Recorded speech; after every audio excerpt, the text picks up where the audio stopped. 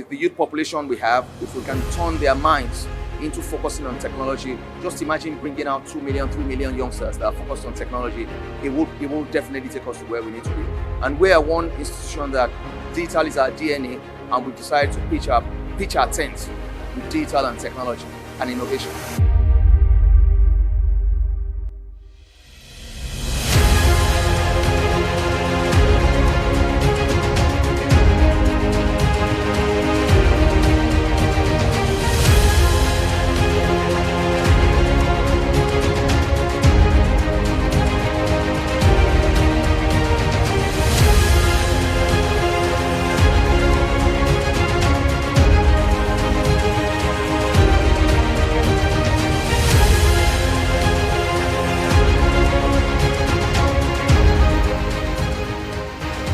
With a population of over 250 million young Africans enrolled in universities across the continent, Wema Bank aims to catapult budding unicorns, techpreneurs and innovators within academic institutions into new heights.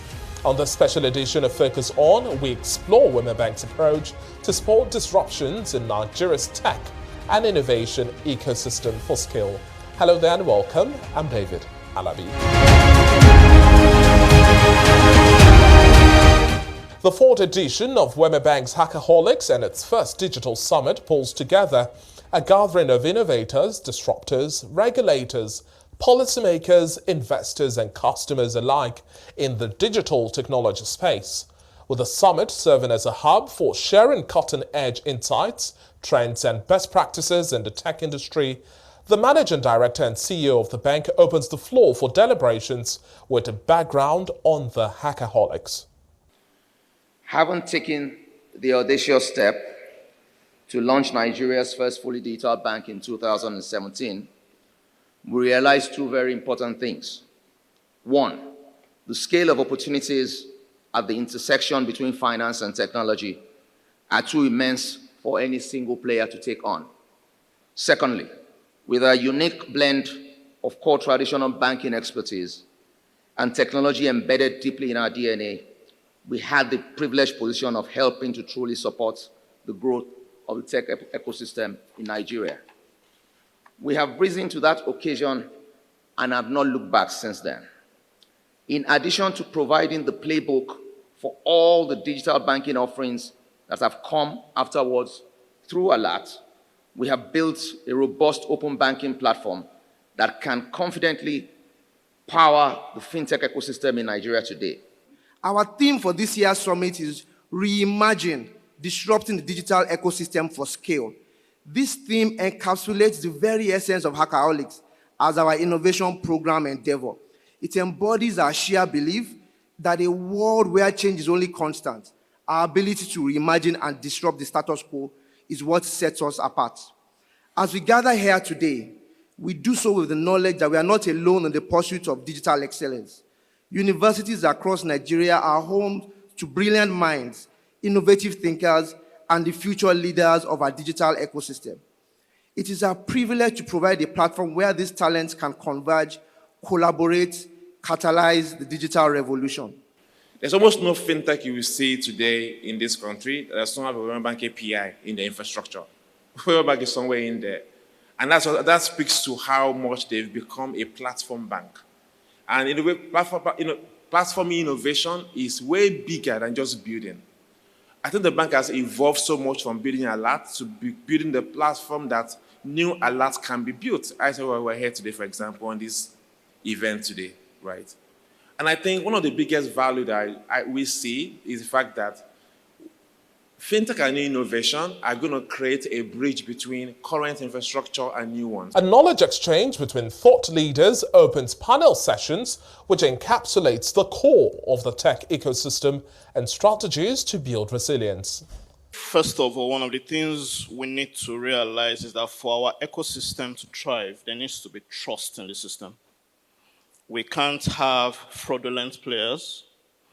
We can't have people who build services or provide solutions that are not resilient. We cannot have services exposed to financial crime. Wema Bank, for example, takes on an inherent risk when they allow an external service connect to their infrastructure, because what then happens is if that external service gets compromised, while they may build defensive layers, we don't know where data leakages might happen, and someone can go on the internet and say it was Wema Bank customers' data. The second part of risk is the fact that we have the human capital risk element. We are bleeding talent in the country. And to the previous point, I agree. Part of why you tend to see that we are not, the maturity journey to executive level, to competent specialists seems to be a bit funny, is because when we think people are about to mature, someone foreign picks them up. They just leave our system. A lot of organizations are beginning to realize that value is not just going to be created by the interactions that exist between you and your partners. It's going to be with you and other creator communities, right? So what we're doing here today in the Digital Summit is an example of how ideas could be coming from outside of the corporate partnership framework that we have, right? So that's one perspective. It's emerging, but it's stretching and extending beyond business partnerships to co-creating with universities, with the younger generation, with females, with the underserved communities. Those ideas and innovation are coming from that sector. I think the second perspective I wanted to bring is that there's industry convergence, right? So if you notice, the fintech space is really booming. There are lots of players in there, but that's also beginning to cross into other industries. So what you're beginning to find is that you're now seeing embedded finance in other industries. As a VC, when we invest in a company, we sometimes take a board seat, sometimes a term sheet that stipulates certain reporting standards and certain standards within the project or the product. During our due diligence process, we look quite rigorously at the standards that are already within the startup. We bring in talent if necessary, and sort of make sure that the product that they're bringing to market, sometimes because we're investing before there's even a product, is of the right standard, and we usually provide guidance through that process. And because we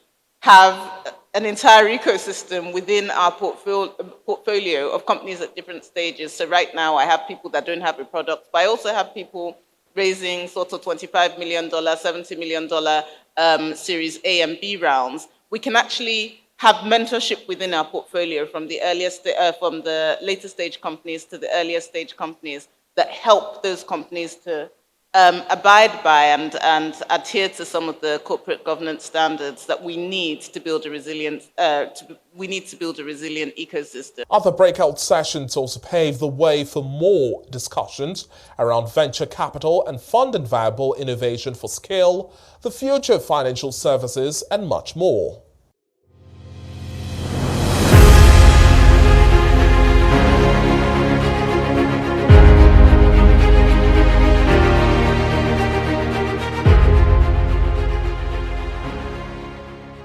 With thousands of entries for this year's opening, the selection narrowed down to the top 25 and then further down to the top 10.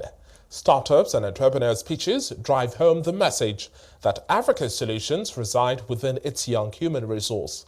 Ideas were shared, feedback received from industry experts, as well as some exposure to potential investors and partners.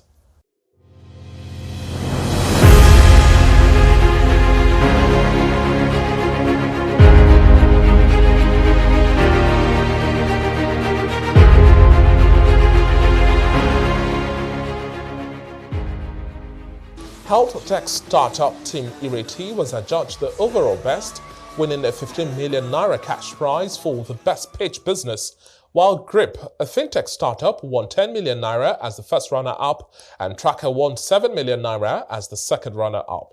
Team Outside won 5 million naira for the Women-led Award, a prize instituted to support women in technology.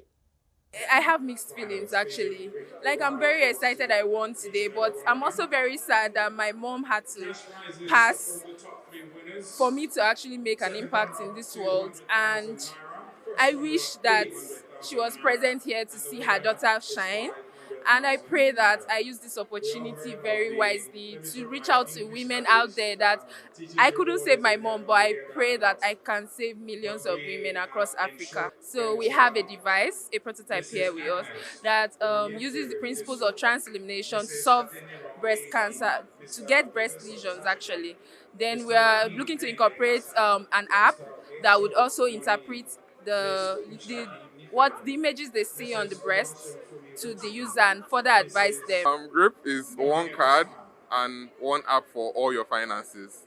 That's pretty much what the app does, and I'm very ecstatic to have gotten as far as I did today, because to be honest, we've been building this for a long period of time, and having launched, having the product in users' hands, and coming here today and being the first runner up, it's a lot of validation for what we are doing, and we are just really hopeful for what's to come. It's been a roller coaster, and to other innovators, don't stop building, because it's more of a roller coaster journey than just a one-way road. I believe the future of fintech is open banking, open finance, and that's where we're building in. So we truly believe that we're building for the future.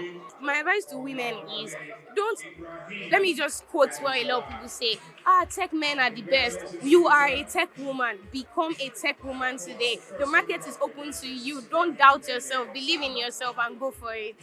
The quest to extend the biggest support to universities that groom young talents birthed the STEM Endowment Fund. The plan ultimately is that as we go ahead year in, year out into this thing, what we'll try and do is to make sure that we devote bigger prizes to the universities themselves. Because if you look at it, some of the best ideas globally, the Facebooks of this world, the Googles of this world, came out of some of the best universities in the United States. So we're hoping to replicate such stuff out here in Nigeria also. And we would open it to more universities. We've done 3 today, maybe next year, maybe 5, the following year 10. And it's just to build an ecosystem. So you have the universities, you have the students, you bring in the already established companies. We are there as the bank. And the way we see ourselves is we are the rails for the whole industry. We have the money, and this is really something we're interested in. So different banks in Nigeria pitch their tents with different things. We have decided it's technology, it is innovation, it is digital, it is youngsters, it is women, right? So those are the things that are important to Wema, and we are putting our money where our mouth is. Wema Bank's management gives more insight into what to expect in the series of Hackaholics going forward. But I think it's been a fair, rigorous, and thorough process. I think along the way, I tell people it's not the destination that matters, the journey matters, whether you are number 1 or you are number 5. The number 5 today may become the next big unicorn in 5 or 10 years' time. So I think they're all winners, and it's been a nice process. What we aim to do every year in the bank is to make it bigger and better.